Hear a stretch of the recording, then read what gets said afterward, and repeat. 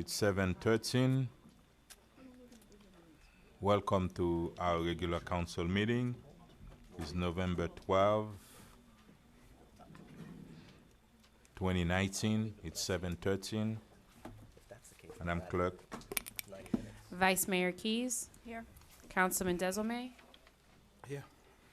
Councilwoman Estime Irvin. Present. Councilman Galvin. Here. Mayor Bieneme. Here. Mayor, you have a quorum to proceed. Thank you very much. Again, welcome to our regular council meeting. And now we're going to flip it. We're going to have our invocation first with Commander Angelo Branson. Then we're going to have our Pledge of Allegiance with Major Timothy Bletcher.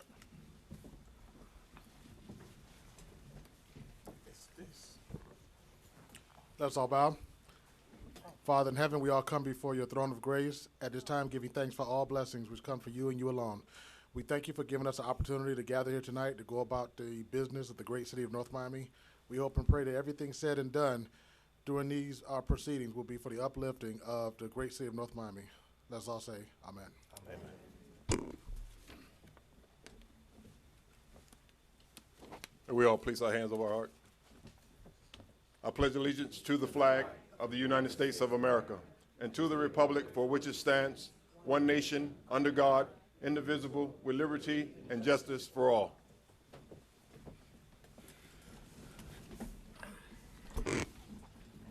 Thank you very much. Mr. City Manager, do you have any addition, deletion, amendment, or deferral to the agenda at this time? Yes, sir. I need to remove tab J from the consent agenda for discussion. Give me a second.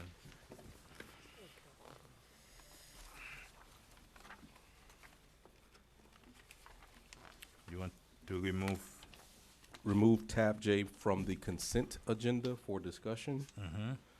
I need to remove the census update, which we'll get at the next meeting. And I need to remove tab O. Let me see. You need to remove tab O. Yes, sir. Is there a specific reason?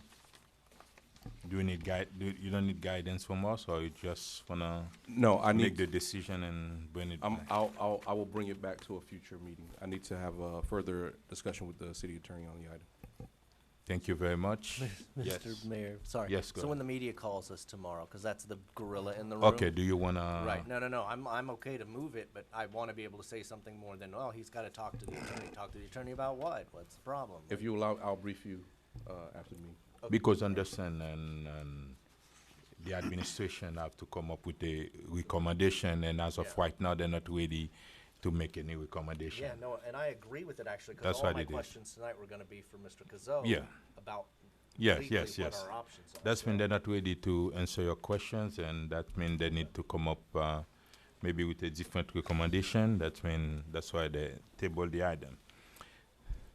Thank you very much. And now, special presentation. Oh, tab J is the item. Oh, Oh, okay. No, thank you. No, that was the tab. I took Yeah. care of you, sir. Yeah. Thank you. Yeah, yeah. I was somewhere. Thank you. Are we going to? Did we vote on it? Yes. No. Do we need to vote? Presentations. Is Miss? Yeah, presentation. Oh, where's our PIO? No, we're gonna do. And now, Mr. Siddharth, the agenda is set, right? Actually, I just want to have just a question, because we do it different times every time we pull an item. If we're pulling the item for off consent for discussion, are you planning to take it out, have the discussion, and then put it back in and vote on the item as part of consent? Yeah, or are but you for the taking it out as a separate for item?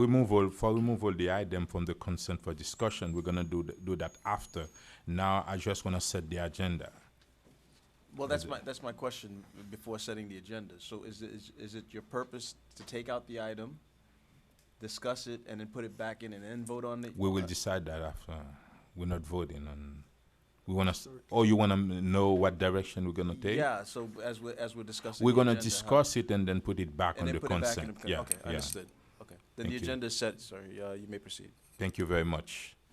Now we're going downstairs for special Wait, presentation. Will we down? Okay. Oh, no, because she was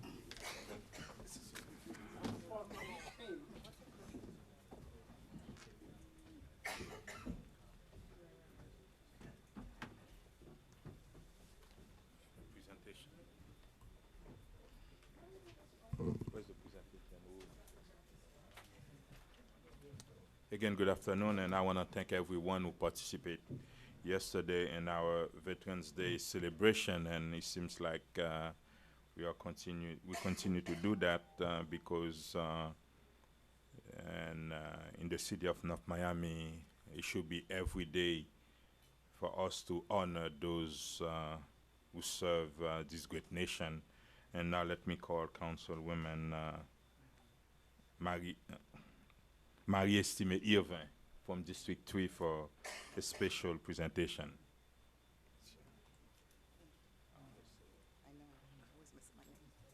Good evening, everyone.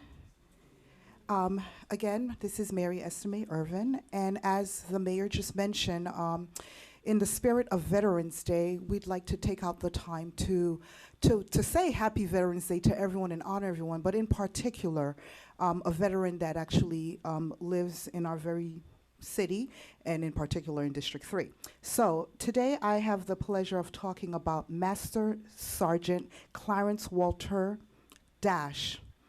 An author once said, "True heroism is remarkably sober, very undramatic. It is not the urge to surpass all others at whatever cost, but it is the urge to serve others at whatever cost. It takes a special person to dedicate their life to people they will probably never meet. Every day, our armed forces sacrifice different aspects of their life so that they will continue to experience the simple pleasures of life. Today, I have the honor of recognizing one of our local heroes, Master Sergeant Clarence Walter Dash, served in the U.S. Army defending our country during the Korean and Vietnam War. He has earned a Civil Star and a Gold Wings, highlighting the exemplary service of the paratrooper. So I will go ahead and read his proclamation. Yes. I'd like to call you up, please. Mr. Sergeant Walter.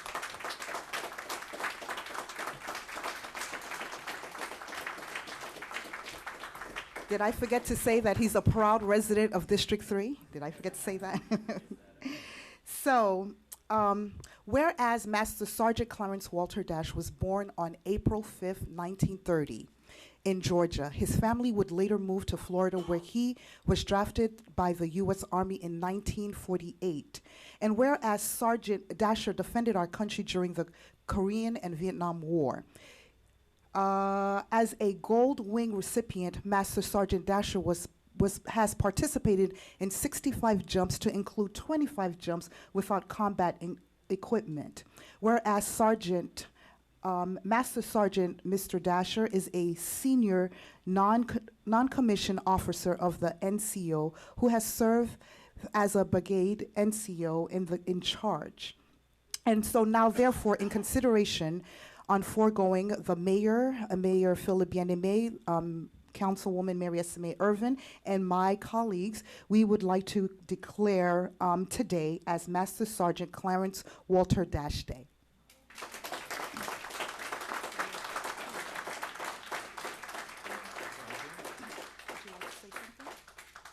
I moved here in 1984. Come here. You can. 1984, I came into where I live now and been there all the time and try to be a good citizen. And I lived up to it. Take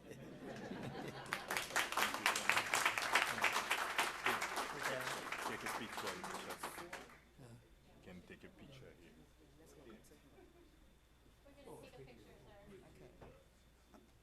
Move this.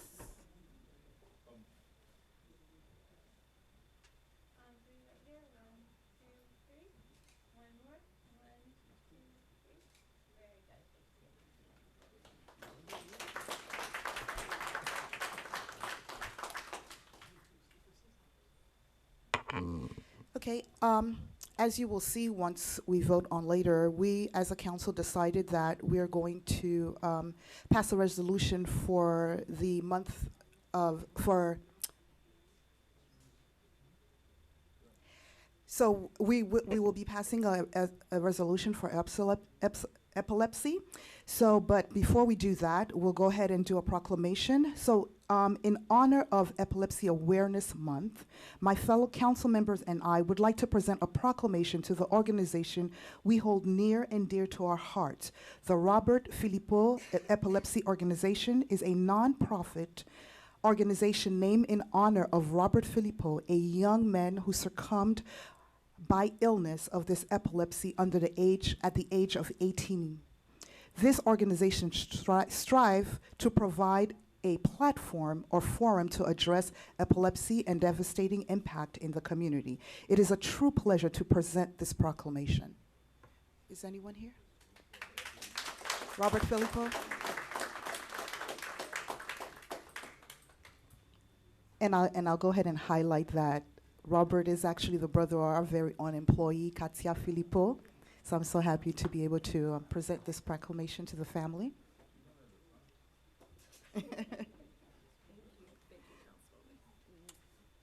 So I won't read the proclamation. We're already in picture mode. That's fine. So we're just declaring today to be the Robert Philippot Epilepsy Day.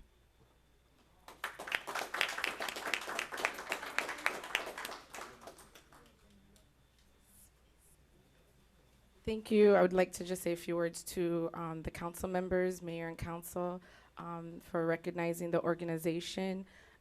Today with us is the secretary of the organization, Stephanie Morenci, and also my mom, the mother of Robert Philippot, Danielle. Thank you, guys.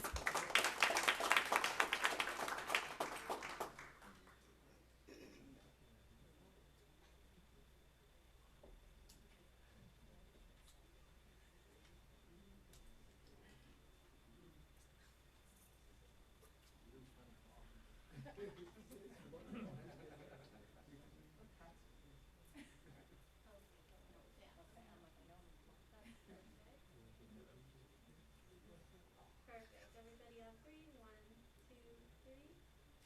And one more. 1, 2, 3. Thank you.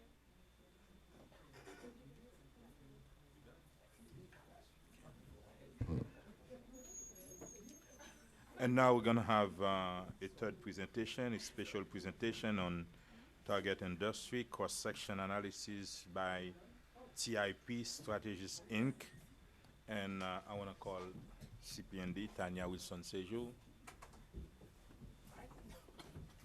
Oh, it's going to be a PowerPoint.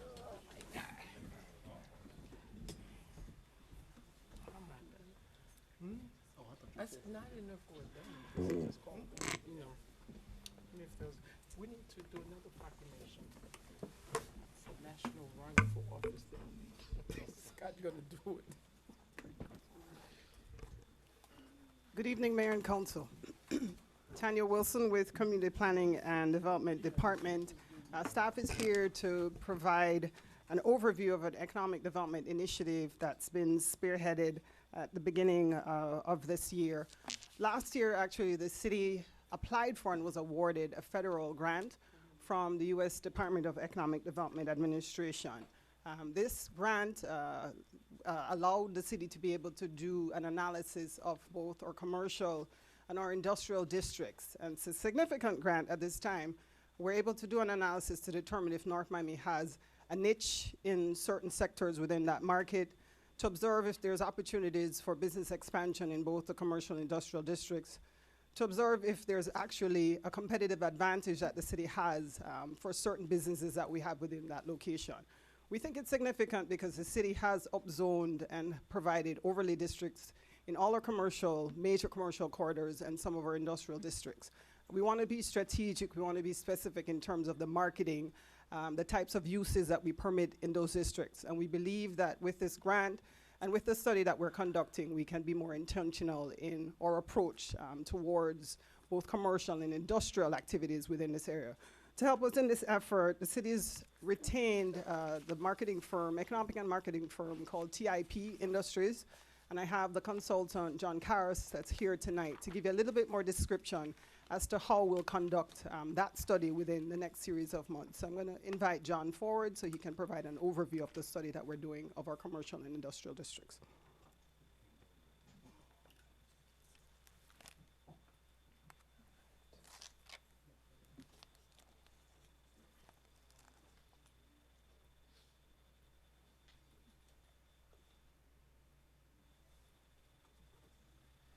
Good evening, Mayor and council members. Thank you so much, Tanya, for the introduction. So just wanted to give you a quick overview of the project that we're working on. A little bit of background on our company, TIP Strategies, and how we think about economic development, and talk about the project and what we have been hired by the city's community development department to think about the types of industries and companies that you can attract into the city to bring in new jobs and new investment and new commercial and industrial development. That's really the overall goal of how you can bring in new investment into the city.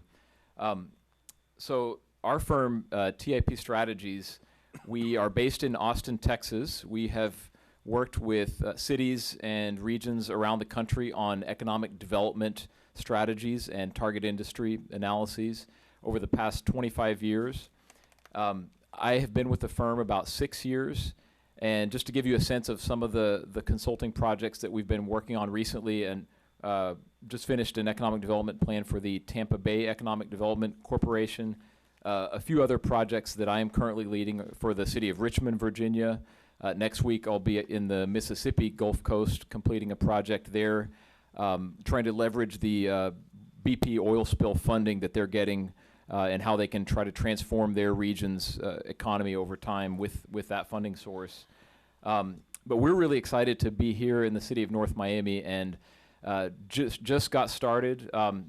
I'll give you a sense. This is half of our team. This is the professional side of the company. One person I did want to point out is Tracy McDaniel, our firm's president.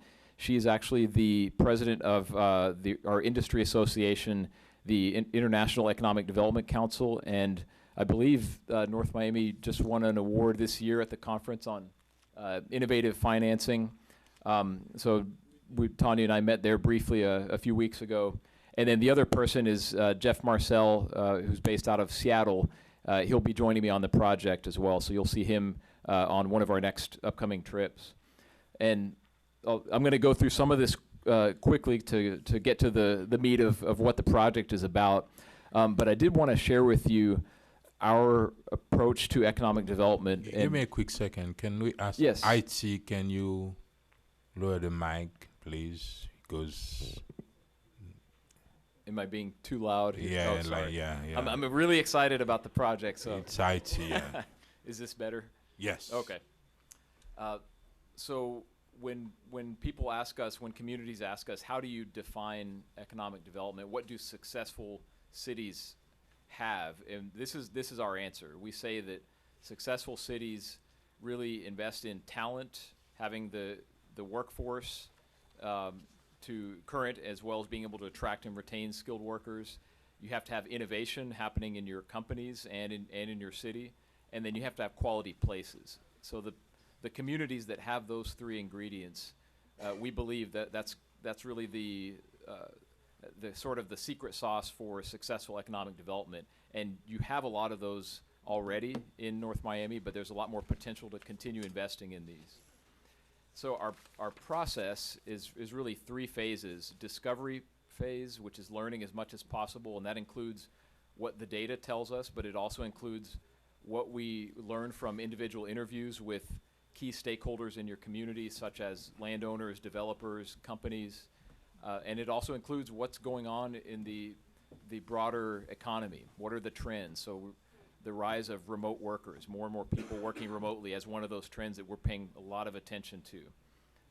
So as an example, we toured the Sole Mia development earlier today, which is just a really incredible project, and asked, okay, so who are the people that are moving into this development? And the answer was international entrepreneurs from different countries, and a lot of them are in their 30s and 40s, and they're working remotely. Maybe their company's office is down in Brickell or downtown Miami, and they commute down there once a week. So we want to pay attention to those larger trends as well. Bless you. But to talk about the project specifically, so this is our scope of work. We responded to an RFP earlier this year and competed for the project, and were selected to really do a target industry analysis that is focused on developing and attracting investment, really citywide, but mostly focused on the commercial and industrial corridors and districts within the city. So just over the past couple of days, I've gotten to tour every one of the main districts in the city, not just Solemia, but definitely the downtown area here where we sit, the Northwest 7th Avenue corridor, the Dixie Highway corridor, Biscayne Boulevard as well. So those are really the areas that we're trying to focus on, what kind of new investment and new development can take place in those areas. So the goals of the project is, as Tanya mentioned, what makes North Miami competitive. In the CRA presentation earlier, the developer talked about the location. So that's an obvious asset that you have between the two major cities in the region and the airports and the ports. But really, what are the opportunities to attract new foreign direct investment, but also help your existing companies grow and stay here, and strengthening the city's overall economic resiliency. And then most important is the final part of it, which is that's great you can analyze your current economy, and that's great that you can come up with good ideas and opportunities, but implementation and how do you market and how do you attract those investors and help your existing companies grow and your existing properties retain and increase their value. So I won't go into the weeds on the details here, but this really matches up with our 3 phases. So the current economic situation, looking at opportunities for what kinds of industries can you attract into the area, and then most important is the implementation of that. So identifying specific properties and types of industries, and what can the city do to encourage that kind of development along with your partners. So tomorrow morning we're meeting with a group that we're calling our steering committee, which includes Community Development Department, the CRA, North Miami Chamber, DAPAC, the Beacon Council as well, and then your 2 major higher education institutions, FIU and Johnson & Wales. So they're going to be our working group that we'll work with throughout the process. And what our scope of work fits into the 3-phase process. We're just getting started in the discovery phase. We've got a lot of work to do over the next several months, and our timeline is targeting to be completing this work in March. We will be back in the community again for additional interviews and meetings probably in January for the opportunity phase, and then wanting to keep you involved and get your input on the process as we continue, and then wrapping this up in March. And I won't go into a bunch of data, but just wanted to give you a sense of some of the data that we're starting to look at. So as one example, we like to look at all the previous planning work that has been done.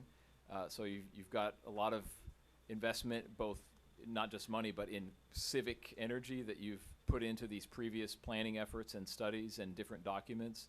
So we're reviewing all of those. So this is just some of them. We're learning about additional things that have been done, the ULI report that was done, and some other planning efforts, and understanding the recommendations and findings that have come out of that to help inform our process. And then we're also collecting some of our own data. So this is an example of that. There's a lot more that our research team is compiling, but we want to really understand the competitive situation of North Miami within this larger region. So looking at things like commuting patterns. So you've got some people that commute into the city from outside for jobs. You've got a much larger amount of people commuting that live here that are commuting out to Miami, Miami Beach, surrounding cities. So just understanding those dynamics is really important to what kind of companies can you attract, and what kind of development opportunities do you have. So this is just a snapshot of that, and I can stop here. There's a couple. Oh yeah, so this one right here. So this shows the net inbound and outbound commuting of private sector jobs by city, and the trends. So this data comes straight from the U.S. Census Bureau, where they match location of residence versus location of employment. So it's an interesting way to see that you've got people coming in from some of the surrounding areas, Golden Glades, but you have a lot of residents that commute down to Miami or down to Miami Beach. And you can look at this by industry as well, and by wage levels, so you can kind of slice the data to get a better understanding of your labor shed, so that the jobs that are here and where those workers are coming from, but also the flip side of that, what we call the commute shed, the residents that you have that are employed and where are they commuting to. But we don't have that. Where is that slide? Do we have it, that data? I know you guys show it one time. Yeah, that was part of our housing, when we did the Okay. housing study, Okay. yeah. Never mind. So we just wanted to give you a teaser on a lot of the data that we'll be looking at. So these are some of the things that we're going to really evaluate over the next several weeks and months. I could stop there if there's any questions. The only other slides were examples of other communities where we've worked, if in case you had questions about that. Thank you very much. Do you have any questions on the dash? Councilwoman Estime? No questions. Thank you very much, sir. Thank you so much. Look Thank forward to I seeing have you a again. quick question for staff. Yes. Not you, sir. So they already been retained by. Yes, so the firm has already been retained through the procurement process. So this was just to give you an overview once we embark on the study of what we'll be looking at, and then they'll check in again towards the end to reveal the findings. We know that we're competing with other cities around us to be able to attract that foreign direct investment, to be able to attract certain vendors and certain retailers. And we want to be armed and ready and be sure as to what assets we have as a city, so we can be direct with our marketing and be aggressive with our approach in economic development. Thank you very much. And thank you. The second presentation is about, I'm back. yes. So we talked a little bit about economic resiliency. We're shifting gears a little to talk more about environmental resiliency. In the mayor's inauguration speech, one of the things that Mayor BNMA did say, and we recall, is that sustainability is one of his top 3 priorities, along with economic development, along with housing. We recognize that we are a coastal city. We recognize that we have over 300 acres of open space and parklands, countless acres of wetlands. We're a very fragile community. And with that, we know that sustainability is a top priority for North Miami. So with me tonight is our Sustainability Administrator, Amanda Murray. She's prepared a presentation for the council. As we face the threat of sea level rise and face the threat of flooding, of shocks and stresses that will face our city, we want to be able to give an overview of the city's strategy of how we intend to address sustainability and resilience. So you'll hear from her tonight what the next steps forward will be and what North Miami's plan is to become a more resilient city. Thank you. Thank you very much.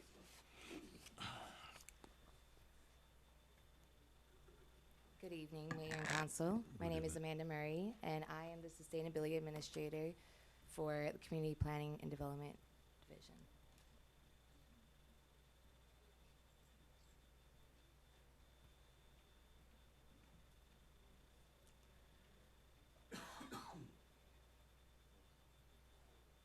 And today I will be giving an overview of our sustainability initiative that we are calling Resilient NOMI. While discussing this topic, many times sustainability and resiliency are used interchangeably. However, there are very distinct differences. Sustainability can best be described as planning today to ensure that we have a healthy and prosperous city for future generations. Whereas resiliency can be best described as preparing ourselves as a city to bounce back from shocks and stresses. Shocks are the unexpected catastrophes such as hurricanes, shootings, recessions. Stresses are the daily struggles that we must combat, such as poverty, unemployment, crime, and climate change. The city of North Miami is unique in the sense that there's many factors that put us at risk. Not only are we a coastal city, but we also have mangroves within our boundaries. Among that, we have bird sanctuaries, pollinators, marine life, an array of native plants. Due to this, it's essential that we as a city create a plan to preserve our fragile ecosystem. Sustainability and resiliency have been a priority for the city of North Miami for over a decade. In 2007, the city of North Miami was actually the first in the state to add a climate change element to our comprehensive plan. And since then, we have stayed at the forefront of policymaking. Currently, today, our land development regulations set in place require all new development, all new commercial development to be LEED certified. Due to this requirement, we currently have a development for a SunTrust under review. If approved, they will end up being the first SunTrust that's LEED certified in the nation here in North Miami.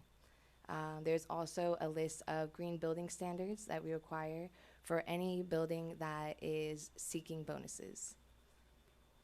Moving forward, we would like Resilient NOMI initiative to act as a blueprint for current and future projects. The blueprint itself has been broken up into the 3 Ps: policies, programs, and projects. The policies will be the overreaching legislation that guides the goals and objectives.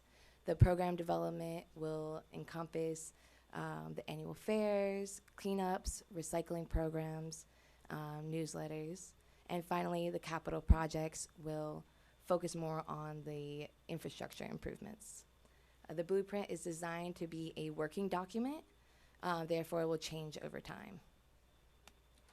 Everything we've done and continue to do involving sustainability has been made possible through the forward thinking of the council.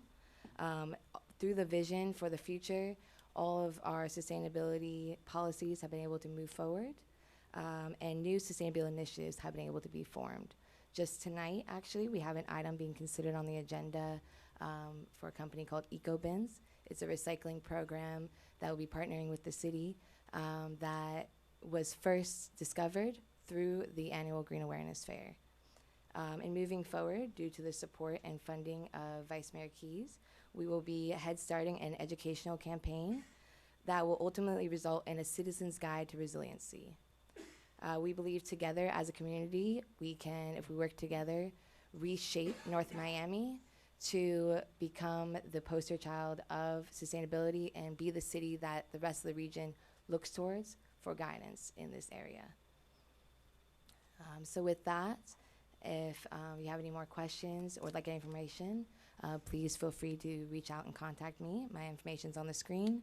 I've also added the link to, we have a section, a sustainability section of the City of North Miami's website where the Resilient NOMI blueprint will be uploaded, and it will be updated with future information and opportunities to get involved.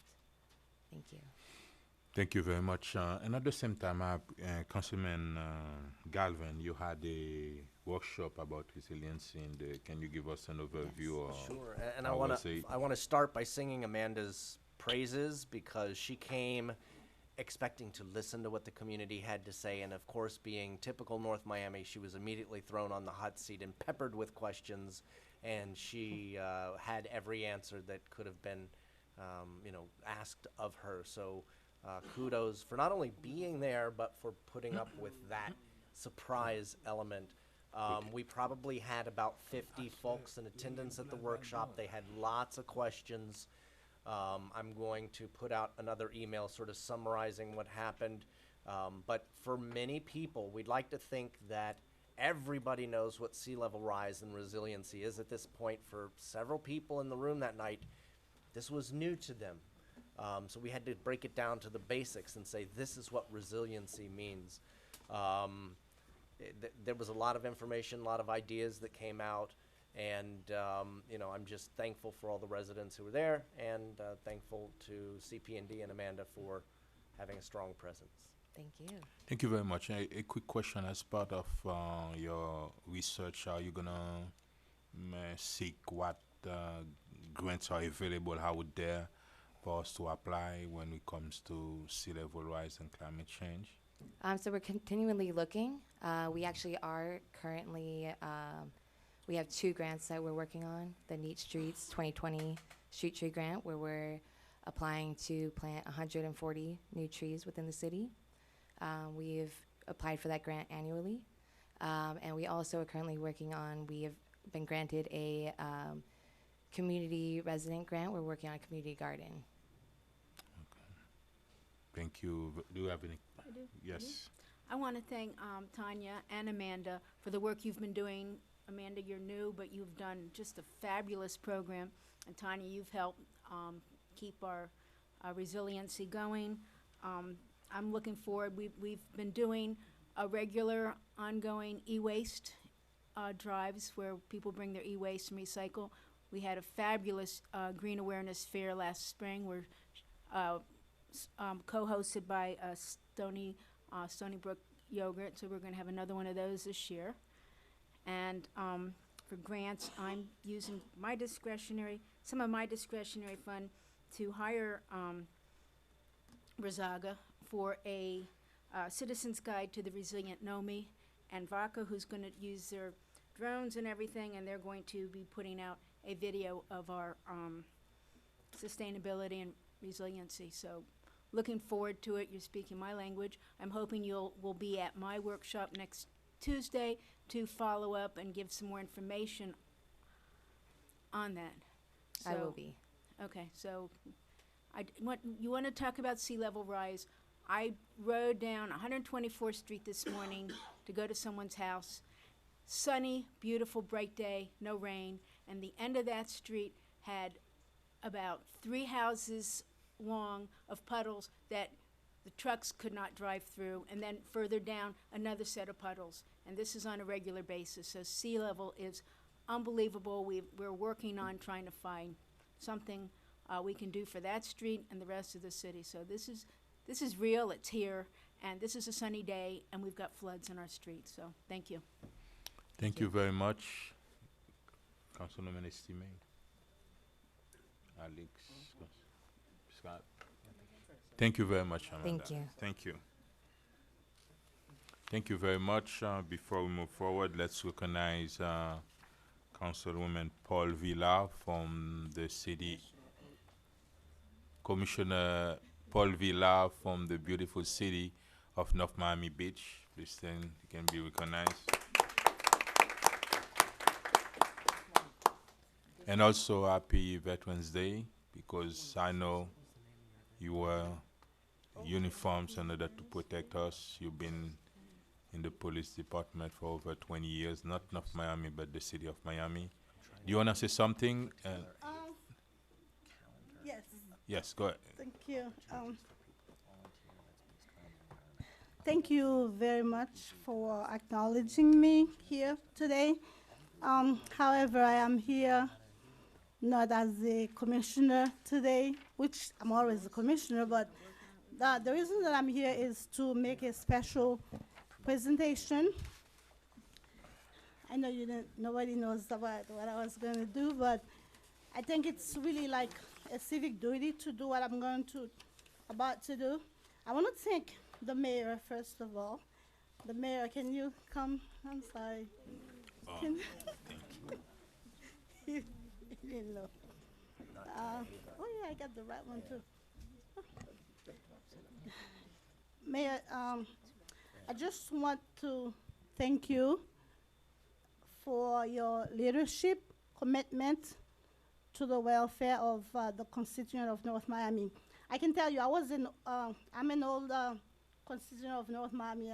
I was living here for a long time, and my sister lived here for over 40 years.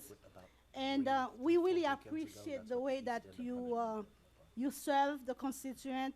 And I know you helped me with my teen pageant that I did last year. And I want to take that minute to say thank you, how appreciative we are. The mayor is looking at me like, oh my God, I didn't know anything about it. Yeah, but I just want to show you, this is a small token of appreciation. You know, when you do things, you never know when it comes back to you.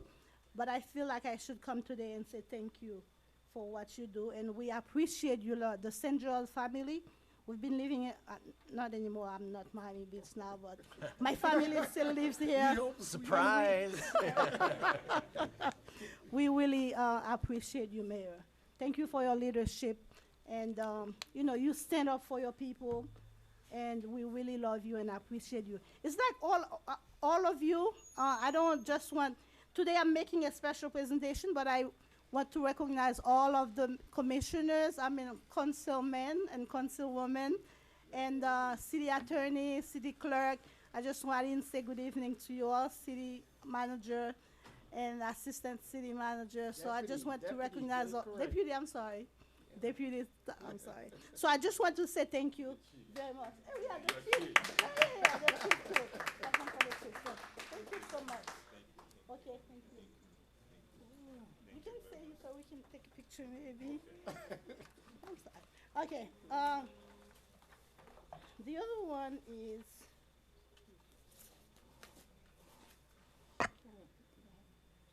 Well, since you said the chief, I guess I'm going to call the chief of police, Larry Durega.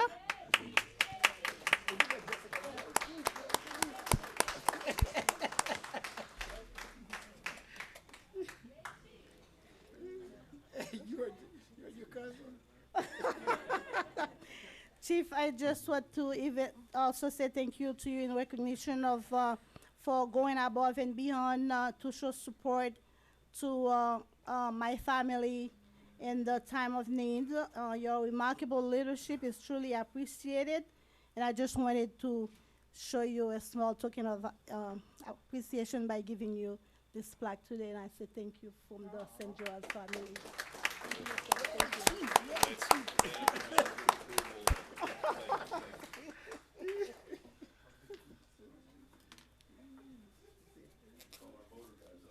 Oh. Oh, okay. I'm sorry. Okay. The other one is for, oh my God, they put commissioner, but I'll make sure. It says commissioner, but councilman, which we have to, Dr. Alex Desorme, and I want to call you up here as well to say thank you. To Alex, say what's going on? Yeah, I mean, I called you so many times when I'm doing all my events, and you're always there for me. I'm sure if I had called, Councilman Scott Garvin, he would have been there too, and, all of the other councilmen and councilwomen. But since I called you and you're always there for me, so I just wanted to show you that we appreciate, public servant, police officers, we are public servants, but we never off duty. We're always working. I know at night I call you on behalf of my family, you respond. So I just want to show you. I was going to remove them, but that's good. Thank you so much. Yes, I know. My sister was living at the same house for over 40 years. Maybe you weren't even born when she started living there. So, so I really want to say thank you, and I appreciate you, and I appreciate all of you, really. And thank you very much, Dr. Alex Dezume. Thank you. Yeah, I will definitely. Yeah, I know.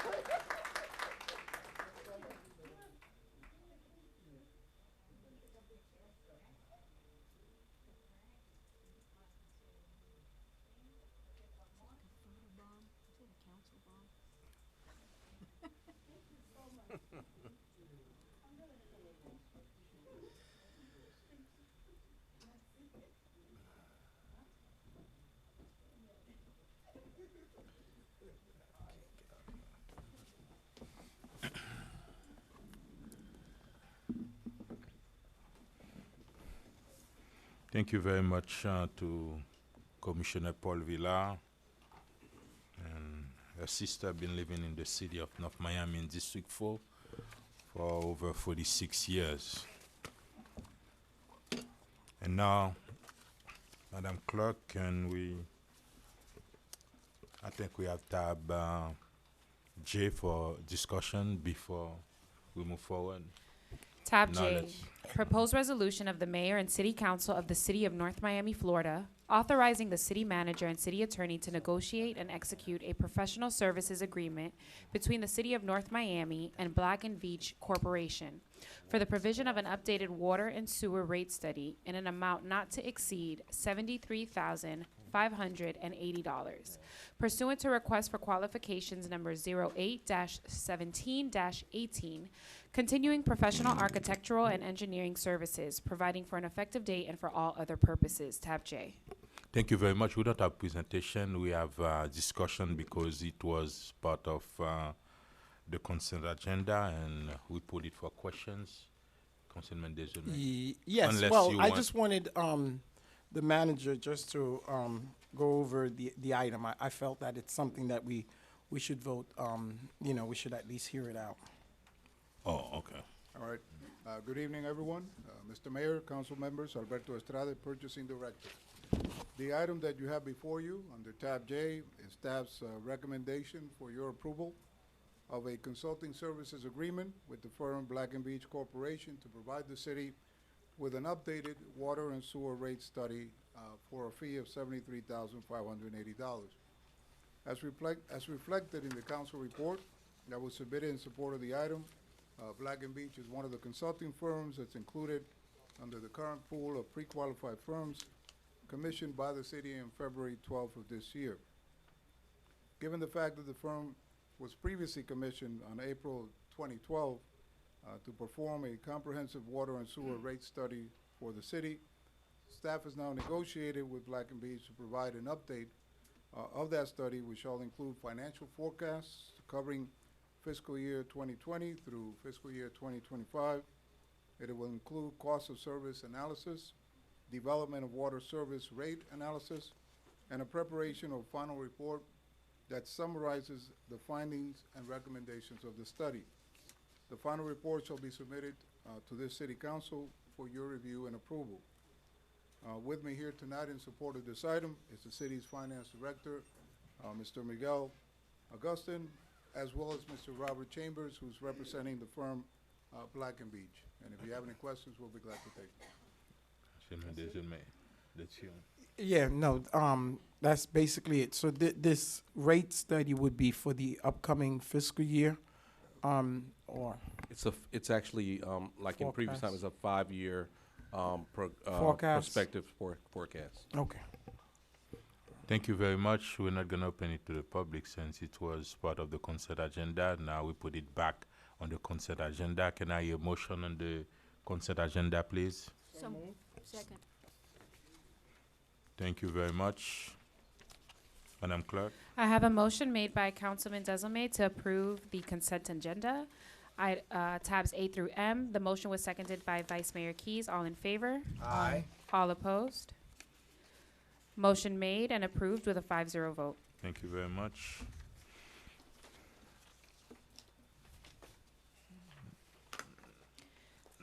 Tab N, proposed resolution of the mayor and city council of the city of North Miami, Florida, approving the city administration's competitive selection of National Concrete and Paving LLC as the lowest responsible contractor to furnish materials, equipment, tools, machinery, supervision, expertise, and services required for the installation of a traffic circle at Northeast 10th Avenue and Northeast 131st Street.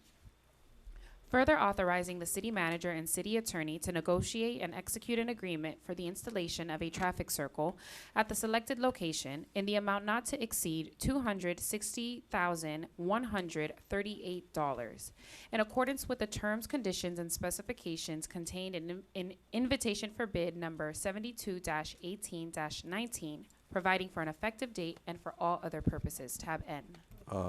Mr. Mayor, before they get started, this is the item that was tabled from the last meeting. As you know, we received a full presentation, and I think the last remaining item you wanted to see a visual of the rendering of the plan, so we asked that staff bring the engineers to do that presentation. Thank you.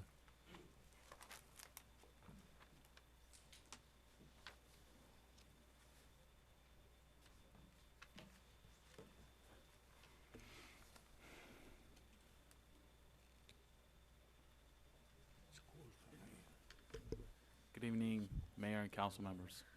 My name is George Balaban with Kimley Horn Associates. So before you have the traffic circle Northeast 10th Avenue and Northeast 131st Street. So I'll make it brief because I've heard I should be quick. The first picture you have in front of you is actually the intersection of Northeast 12th Avenue and 131st Street. This is the overall project location. Oh, you can't see it? Okay, sorry about that.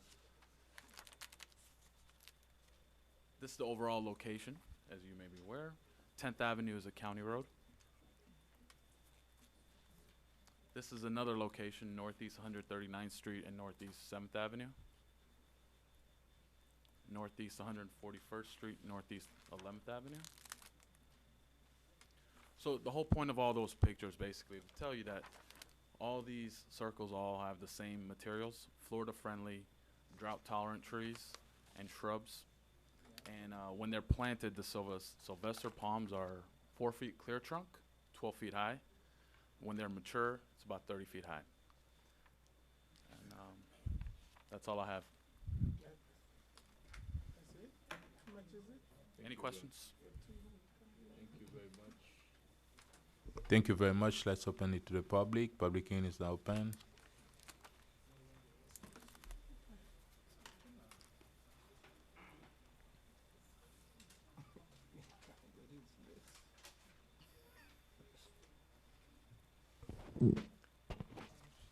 Richard Anise, 13030 Northeast 10th Avenue, corner of 131st and Northeast 10th. I wish you'd just this evening stay on point and stay focused as what's at hand. You have in front of you, the only reason you have it in front of you is because the manager can't sign off on something this high, so he would have signed it and would have been done a long time ago. It's been approved by the county. It's going to be done for safety. The design is done. The money is there. The county, it met the county's asking for extra requirements. That's why it's costing a little bit more. I know you're concerned a little bit about the aesthetics. I don't care about the aesthetics. It's there for safety. I'm tired of seeing people taking right turns and not stopping, slowing down if they go through, and sometimes even not stopping, taking left turns going east on 131st Street. You wasted over $1 million on 133rd Street. The only good thing that came out of there was you got a stop sign, which wasn't there before. We need more stop signs on 10th Avenue south of 131st to 125th Street. People still fly through this area, regardless of that one other stop sign. It's not stopping anybody. I'm just surprised there hasn't been more accidents on that corner in a long time. Obviously, this was approved because there was studies done. It's been 5 years since I asked for this thing. It's taken that long to get this far. So, I know you're concerned about natural trees and whatever, but the county's got certain requirements and the design's got to fit whatever they're asking for. I don't know why it took more drainage than it took on 124th Street, or maybe it didn't. I didn't see anything stopping that one. I know you weren't happy, Carol, with the design of that one or the finished product, but tweak the design a little bit for aesthetics. I don't care. Please, get it done. It needs to be done. For safety purposes, it needs to be done. Thank you.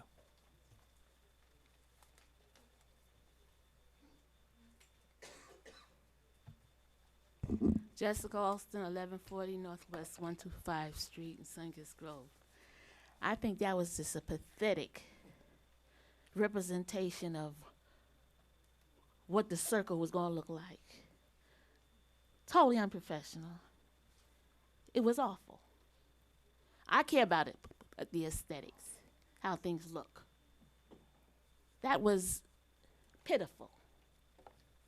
It just does not reflect 260.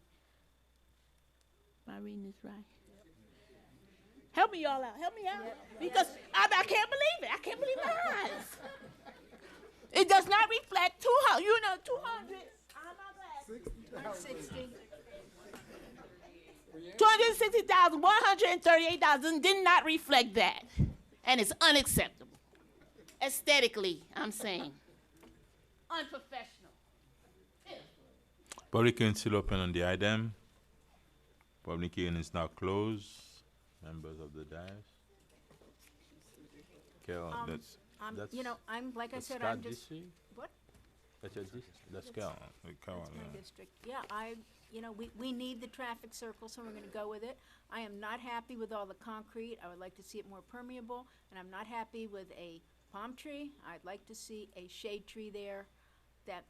This is what we've been doing, and I'd still like to discuss it, but I ready to vote on the item. We can always change the tree out, maybe make it a little more permeable, because the one at 123rd is awful. I'm sorry. And also, someone just took out all the electrical outlets and sockets. I just drove by that this weekend. So they didn't get the tree, but I just see that someone just plowing through that tree. Where? Hmm? Where?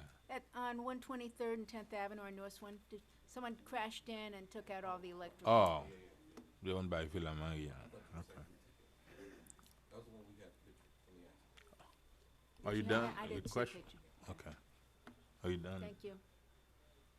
Councilwoman Sime? I'll make a motion to approve. Councilman Second. Desiree?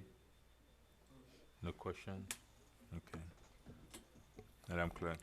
I have a motion made by Vice Mayor Keys to approve the item at tab N. The motion was seconded by Councilman Galvin. All in favor? Aye. All opposed? Motion made and approved with a 5-0 vote. Tab P, proposed ordinance Okay, just a quick question, excuse me, and Mr. Manager, Thank you. if I'm understand to be clear on tab O, Yeah, we you're removed not the item. quite ready to bring it make right any recommendation That is to correct. mayor and council, you're pulling it. That's correct. Thank you. Yes, Madam Clerk. Tab P, proposed ordinance first reading of the mayor and city council of the city of North Miami, Florida, providing for text amendments to chapter 29 of the city of North Miami Code of Ordinances entitled Land Development Regulations by amending Article 7 definitions, specifically building height, providing for a repeal, conflicts, severability, correction of Scrivener's errors, and for an effective date. Tab P. Thank you very much.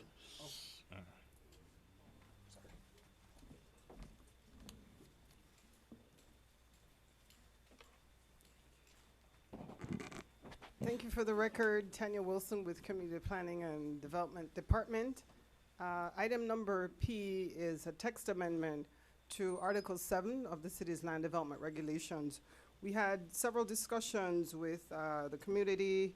I know we also met with Councilman Gavin to discuss providing clarity to the definition of building height in the code.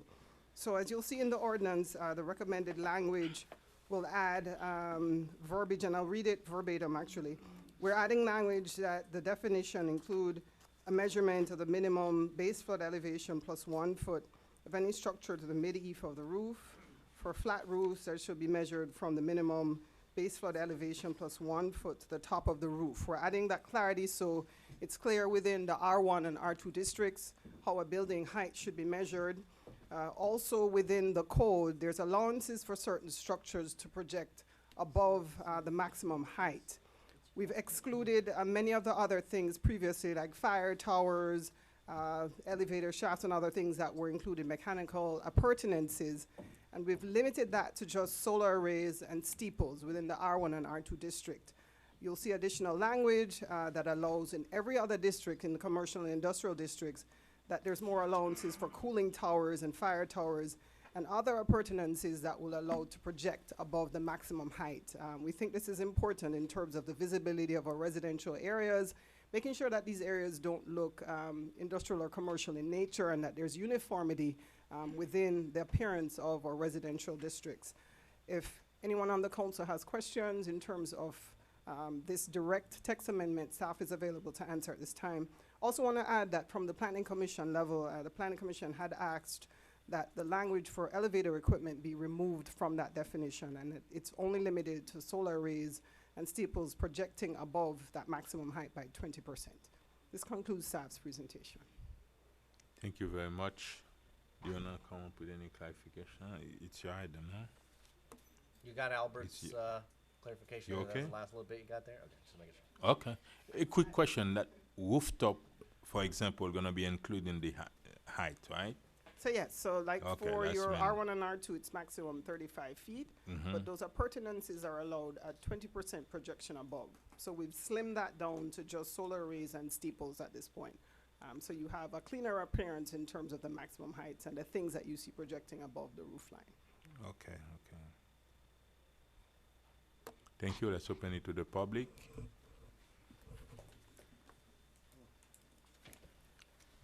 William Previtel, 11950 North Bay Shore Drive, generally in supportive of these measures, but I did happen to watch the Planning Commission meeting at the time, and I think there was an error that kept on getting exchanged amongst some of the members, and that is that elevators having this mechanical equipment at the roof, and elevators these days don't have mechanical equipment at the roof.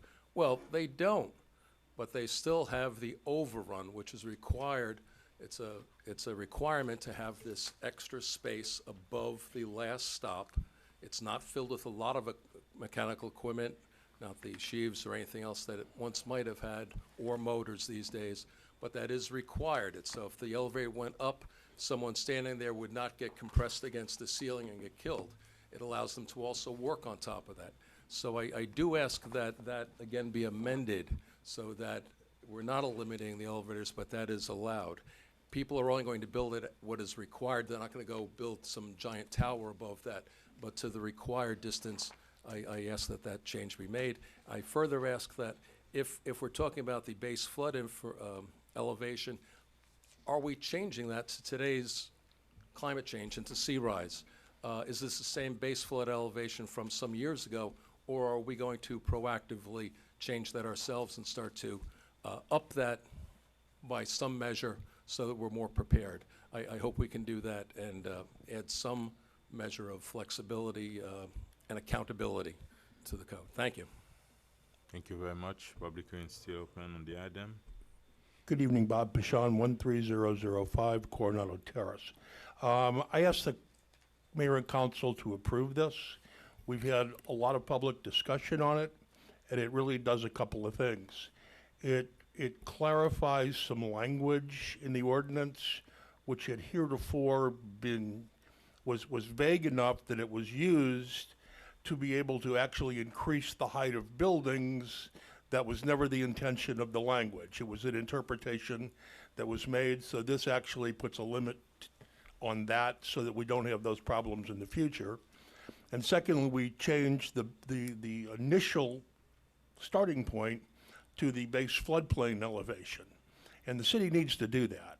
I don't necessarily agree with the last speaker about let's go up to some new height, but I do think we need to take the government's base flood elevation into consideration, because if you watched the newspaper just a few days ago, in the next 2 years, if we don't do something for floodplain management, the residents in this city are going to get crushed with increases in flood insurance.